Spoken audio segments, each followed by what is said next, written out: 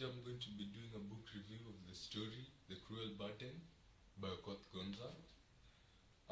It's quite a nice book. I'd recommend a read. After watching this video, I'm guessing all of you will want to read this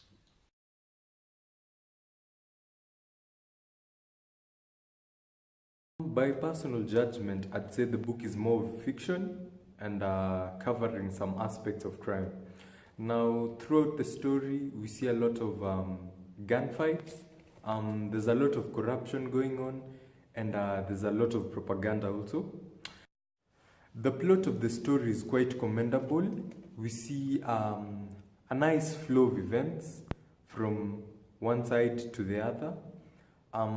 Talking about the setting, I'd say the setting was in Kenya because at some point or the other, we see the author writing about Kenyan shillings, which goes to say a lot about where the setting is, which is in Kenya. Even though the main character goes through a lot of hardships and his life takes a turn for the worst when his parents are killed, murdered in cold blood, I'd commend the author for using a very convenient writing style that makes sure we're not bored.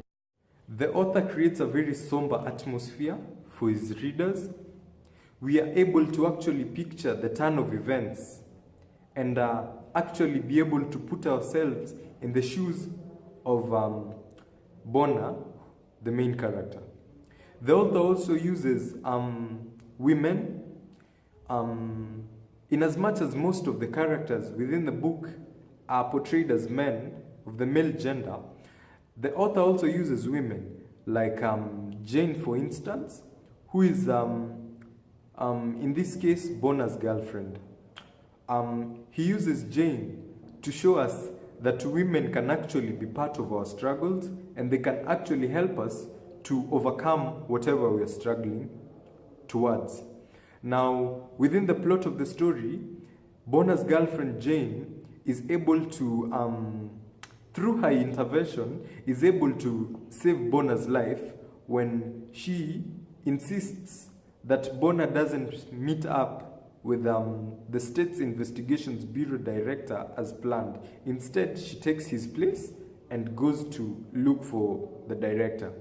This actually proves a very good move because at the time the director had already been captured and it was only a trap set for Bona and the existence of real-time crime within our society. There's a point we are told that one of Bona Francis's friends, who had not actually done so well in his studies, is involved in criminal activities just because he couldn't finish his studies or because he was able to reach some point, although he also failed. So he's trying to tell us in another way that education is also important in your upbringing and it really determines what you become in future. Now, on a scale of 1 to 10, I'd rate the book at an 8.5. Reasons? Because of the following. Now, the author takes into keen consideration all the ills of the society. He's not afraid to show us that there is propaganda within the government, within all our institutions.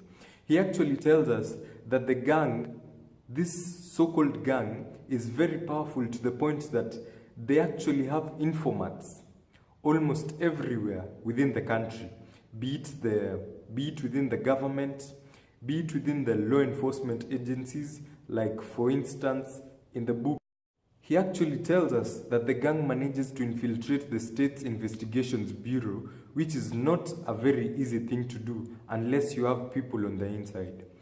He's very dedicated to showing us the importance of education within our society, and he's not shying away from telling us that our society is becoming rotten. The author tries to counter that by using a language full of humor, a language full of suspense.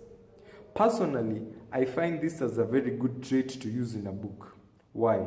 It gives me the urge to keep on going, to keep on reading more, so that I am able to actually know what happens in the next stage. Thank you guys. That's been all for today. Until next time, I've been your host.